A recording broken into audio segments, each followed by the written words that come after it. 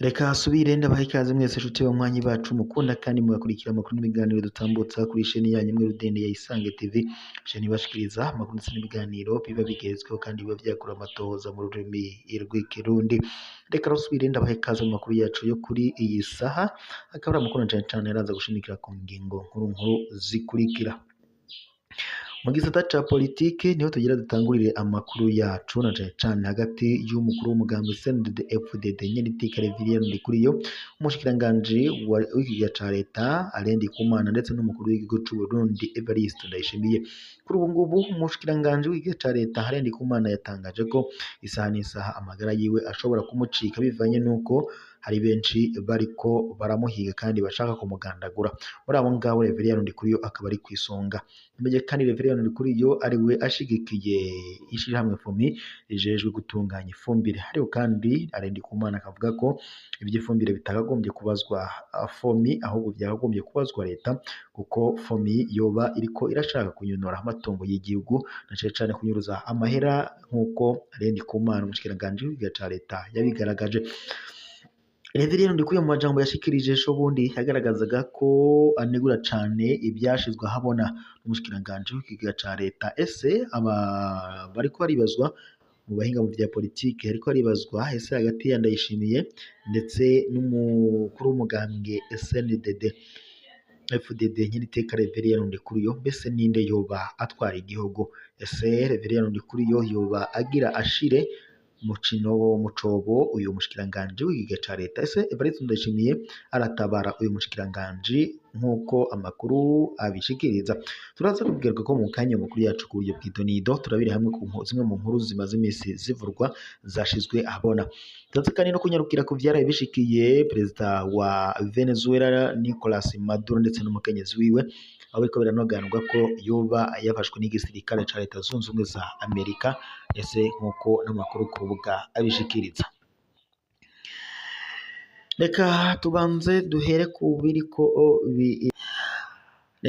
duhere ku biriko biravugwa na cane cane mu butegetsi bw'u Burundi. Twitege iki muri iyi myaka ya za 2026? Impera ya 2025 niyo ntango ya 2026 yavuyemwo amajambo menshi cane y'abategetsi b'u Burundi, menshi aravuguruzanya. Turangije umwaka umushikiranganji ajejwe ikiga ca leta Alain Ndikumana avuga ko ashobora kwicwa azira ukuri, agashira ahabona ubusuma bukomeye cane bubera muri FOMI, ANAGES ndetse no mu nyubako z'ibiro vy'amazone. Umukuru w'umugambwe uri ku butegetsi Nyeniteka Reverien Ndikuriyo aravyiyamiriza mbere agasangira imvugo na FOMI.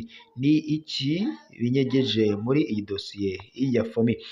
Hari igipfungu gikomeye cane ku vyabereye mu ntambara ya Repubulika Iharanira Intwaro ya Kongo na cane cane ingene abasoda b'u Burundi bakuwe mu kiyaya ca Rusizi nk'uko bishikirizwa inyuma y'intambara zikomeye zahabereye. None ukuri ni ukuhe? Perezida Ndayishimiye avuga ko u Burundi bugira buterwe n'u Rwanda. Mbere yatangaje ko hagiye gukomezwa muri 2026 igisata c'abasahiriza-ngabo ku rugamba, aho ndetse urwaruka rugira ruhabwe inyigisho za gisirikare.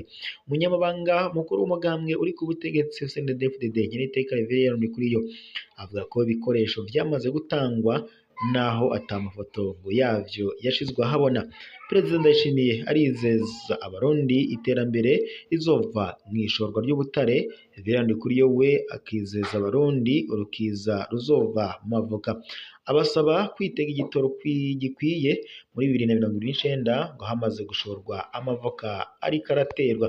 Umukuru w'igihugu n'umunyamabanga mukuru w'umugambwe CNDD-FDD Nyeniteka Reverien Ndikuriyo boba bari mwihiganwa uko bigenjeje muri iyi ntango y'umwaka biratangaje. Hari intambwe z'iterambere abarundi bo kwitega muri 2026 bafatiye ku mvugo zaranze aba bategetsi. Ivyo turaza kubigaruka ko mu makuru yacu araza kuba agezweko. Naho perezida wa Venezuela Nicolas Maduro n'umukenyezi wiwe baraye bahagaritswe n'abasoda ba Leta Zunze Ubumwe za Amerika. Ni mu nkuru zitangaje mu gihe ca none mw'ijoro ryaheze isaha 9 z'ijoro, igisirikare ca Leta Zunze Ubumwe za Amerika carateye i Caracas ku murwa mukuru wa Venezuela no mu kindi gisagara kimwe n'ico gihugu. Muri ico gitero abasoda ba Leta Zunze Ubumwe za Amerika barafashe perezida wa Venezuela Nicolas Maduro n'umukenyezi wiwe Cilia Florence bahuriza indege babajana nk'imbohe muri Leta Zunze Ubumwe za Amerika. Mu gitondo c'uno munsi Procureur General wa Leta Zunze Ubumwe za Amerika Pamela Bonde yatangaje ko Nicolas Maduro ndetse n'umukenyezi wiwe bagiye gukurikiranwa na sentare ya Leta Zunze Ubumwe za Amerika ku vyaha bibiri: ica mbere kudandaza ibiyayuramutwe ndetse n'ibikorwa vy'iterabwoba. Mu gitondo c'uno munsi icegera ca perezida wa Venezuela Delis Rodriguez yatangaje ko batazi irengero ry'umukuru w'igihugu ndetse n'umupfasoni wiwe. Akaba yasabye kandi ko perezida Donald Trump wa Leta Zunze Ubumwe za Amerika yotanga ibyemezo ko perezida Nicolas Maduro n'umukenyezi wiwe bakiri bazima. Bino bishitse mu gihe kandi hari hamaze hari imishamirano ikomeye hagati ya Leta Zunze Ubumwe za Amerika n'ubutegetsi bwa Nicolas Maduro mu mezi aheze, kandi igisirikare ca Leta Zunze Ubumwe za Amerika cari carashe ubwato butari buke bwa Leta bwa Venezuela kibwagiriza ko bwunguruza ibiyayuramutwe. Nicolas Maduro we yahora yagiriza Leta Zunze Ubumwe za Amerika ko zishaka igitoro n'ubutare bwa Venezuela. Nicolas Maduro kandi atwara Venezuela kuva muri 2013, akaba afatwa nk'umwe mu bansi bakomeye ba Leta Zunze Ubumwe za Amerika. Ibi si ubwa mbere bibaye kw'isi. Muri Kigarama muri 1989 abasirikare ba Leta Zunze Ubumwe za Amerika barateye Panama kugira ngo bafate General Manuel Antonio Noriega yatwara ico gihugu. Nawe nyene yagirijwe kudandaza ivyo biyayuramutwe. Inyuma y'imisi ahungiye mu buserukizi bwa Vaticano muri Panama nyene, General Noriega yavuye yishikana arafatwa ku wa 3/0 muri 1990 ajanwa muri Amerika aho yaciriwe gupfunga imyaka 40. Yahavuye kandi arekurwa inyuma y'imyaka 17 gusa mu munyororo, ariko aca apfungirwa mu Bufaransa, mu nyuma asubizwa muri Panama aho nyene ashikira mu munyororo. None kwigenekerezo nk'iryo 3/0 y'umwaka hafashwe perezida Nicolas Maduro wa Venezuela. Kuva perezida Nicolas Maduro afashwe, nta kinini ibihugu vya rutura vyabivuze ko. Ni ikimenyetso kitabesha c'ingene isi igiye kumera muri iyi myaka iza. Igihugu gikomeye kizoba gifise akarere cigabira, akarere ka Amerika Latine ndetse na Amerika Centrale gafatwa ko kagabwa cane na Leta Zunze Ubumwe za Amerika. Irahanuna uwo ishatse uko ivyumva, abandi bakanuma. Abandi benshi mw'isi ibimenyetso vy'ukomeye yigabira akarere arimwo ni vyinshi cane. Isi igiye kuba yitorohewe mu myaka iri imbere. Naho amajambo Olivier Ndikuriyo yaraye akoresheje mu gukomeza umushikiranganje Ndikumana igihe yari muri sentare General Bunyoni, yabajijwe icatumye ahungira ku mukuru w'umutumba kandi yari afise abamujejwe kumucungera umutekano. Yishuye ko yibutse ingene General Adolphe Nshimirimana na General Atanaze Kararuza bagandaguwe kandi bafise babucongera. Hano Ndikuriyo ariko aritwengera ngo ntiyumva ingene Ndikumana yovuga ko umutekano wiwe ubangamiwe kandi afise abapolisi bamucunga, ngo none akeneye abavuye mw'ijuru. Yahereye gutwenga uwundi munyacubahiro vyashigiye, uwo yari umuhuza w'Abarundi Muhammad Rukara. Nawe yatangaje ko abangamiwe cane muri 2013. Ico gihe yavuze ngo bishitse agapfa ntibaze bamuhambe badakoze ibipimo ku camwishe bizwi nka autopsy. nivyo abamucunga yari abafise, ariko kandi sibo bari gucunga uburozi yahabwa. Ni kuri iyo kandi yiyibagije ko mu mwaka uheze nawe nyene yahatswe kandi afise abamucungera. Yoba yamaze kwibagira urupfu rwa perezida Nkurunziza ruvuga ko byinshi ugira n'abamucunga yababuze. Ni akamaramaza kubona umushikiranganji ajejwe igihe ca leta amenyesha ko umutekano wiwe ubangamiwe n'abakeneye kwiba leta, hanyuma akishurwa inyishu zo kumukekeza. Bigeze aha ngaha, ese ninde azotabara Alain Ndikumana? Reverien Ndikuriyo abaza ko uwo mushikiranganji akeneye gukingirwa n'abo mw'ijuru. Bwabaye ubwa mbere mugambwe CNDD-FDD wifatira mu gahanga umushikiranganji wawo. Mwije wumvirije Reverien Ndikuriyo uno munsi, yo kwibaza ko atera aba uwutavuga rumwe na leta ya Evariste Ndayishimiye, na cane cane hageze ikibazo ca FOMI. Nta murundi numwe afise ikibazo c'umutekano. Mu kiganiro yatanze uno munsi kubamenyesha amakuru, umunyamabanga mukuru w'umugambwe CNDD-FDD Iteka Reverien Ndikuriyo yavuze ko atari bwigere yumva ko umushikiranganji ajejwe igihe ca leta ariko araterwa ubwoba ngo kubera amabanga ajejwe. Yavuze kandi ko adasoma imbuga ngurukanabumenyi ayo makuru acako. Inyishu itangaje yamenye gute ko vyaciye ku mbuga ngurukanabumenyi kandi atazisoma? Umushikiranganji Alain Ndikumana abivugiye mu nama nkenguzamateka aho CNDD-FDD ifise intebe 100%. Umukuru w'inama nkenguzamateka Jacob Ndirakobuca yararemesheje umushikiranganji Alain Ndikumana anamuragiza ibisabisho vy'abarundi. Vyagenze gute ngo ayo makuru ntashikire Reverien Ndikuriyo? Ndikuriyo yagirije ko akoresheje imvugo isa no gukekeza Alain Ndikumana ati nimba umushikiranganji afise abapolisi bamucunga yoba adafise umutekano, Burundi asanzwe wewe yoba amerewe gute? Uwo mushikiranganji ashaka inzego z'umucunga ziva mw'ijuru. Ku kibazo ca FOMI naho nyene Reverien Ndikuriyo ntavuga co kimwe na Alain Ndikumana. Reverien Ndikuriyo avuga ko FOMI atariyo ibazwa ikenera ry'ifumbire mu gihugu.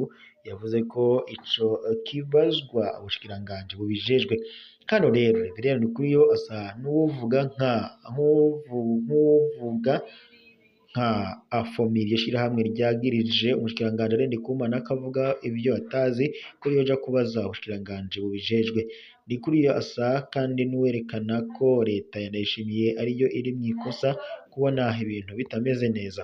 Imvugo ya Reverien Ndikuriyo ntinyegeza namba ishavu afise kuko ugene kino kibazo ca FOMI kiriko kiravugwa. Uko vyavugwa ko arico gihangange kiri inyuma ya FOMI bisa nuko yabigaragaje. Cabaye ikiganiro co kugwanira FOMI no kwiyamiriza ico cose cerekana amanyanga FOMI yoba irimwo. Alain Ndikumana agiye kuba uwande? Ibitero ku mushikiranganji Alain Ndikumana birakomeye cane rwose. Umugambwe uramukaravye inyuma y'agasuzuguro FOMI yaheruka kumwereka.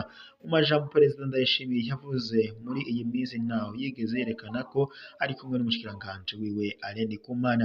Gushika uyu munsi ivyo Alain Ndikumana yavuze mu nama nshingamateka ndetse na nkenguzamateka bifatwa ko ariho leta y'u Burundi ihagaze, mu gihe kandi bitavugurujwe na leta. Ivyo Ndikuriyo yavuze bica bisa nko kugwanya leta ya Ndayishimiye. Bisanzwe kandi bizwi ko Reverien Ndikuriyo yashavujwe cane no kubona Ndayishimiye yashinze leta atana kimwe abajije umugambwe. Bishoboka ko ibi yavuze ariko kwerekana ko atemera abo bashikiranganji Ndayishimiye yashizeko. Perezida Ndayishimiye agiye kwifata gute kuri kino kibazo? Azokwifatanya na Reverien Ndikuriyo ace ahana mushikiranganji Alain Ndikumana, canke azerekana ko adakangwa na Reverien Ndikuriyo ace aja mu vyo kumusubiriza mu mugambwe? Hagati yabo babiri azohitamwo nde? Ndikuriyo we yamaze kwerekana ko ataco atinya kugezaho afata nabi umushikiranganji w'umukuru w'igihugu Alain Ndikumana. Nawe azobigenza gute? Tubihe umwanya. Reverien Ndikuriyo yamaze gutangaza ko ikoraniro kaminuza rya CNDD-FDD ritegekanijwe kw'igenekerezo rya 25/0 y'umwaka kandi ko rizoshiraho inzego nshasha z'umugambwe. Hagati aho nta n'umwe yitwararitse umutekano w'umushikiranganji Ndikumana. Jacques Ndirakobuca yamuragije ibisabisho. Ndikuriyo we yamubajije ko ashaka umutekano wo mw'ijuru, aho mw'ijuru ngo ni hehe, mbe yoba agira amukurikize amurungike hamwe yashize kaburimbo. Reka tubitega amaso tuzoba tumenya iyo bizoherera. Naho Perezida Ndayishimiye aha ibijambo Abarundi umwaka utanguye, Ndikuriyo nawe avuga umusi inyuma. Ikiganiro gihambaye uno musi kiriko gitangwa na Rev Ndikuriyo, umunyamabanga mukuru w'umugambwe CNDD-FDD. Mu gihe kandi ijambo rya Perezida Ndayishimiye ata kinini ryavuze, turaza kubigarukako. Amaso amuriko, mbega avuga iki kuri FOMI? Ndikuriyo azwi ko atari ico gihangange kiri inyuma ya FOMI kuva Nkurunziza apfuye, Bunyoni agapfungwa. Mbega araza gushigikira leta ya Ndayishimiye kuri ico kibazo? Umushikiranganji wa Ndayishimiye twarumvise ivyo yagiriza FOMI, canke uyu munsi arerekana icese ko ahanganye na Ndayishimiye. FOMI si ikibazo gisanzwe kuko cerekeye ubuhinga bwashizweko n'abakomeye bo kunyonyeza amafaranga y'igihugu mu buryo bwemejwe n'inzego z'igihugu. Si ikibazo gisanzwe kandi mu gihe Perezida Ndayishimiye nawe ariko ashiraho ishirahamwe ryiwe ryo guhingura ifumbire.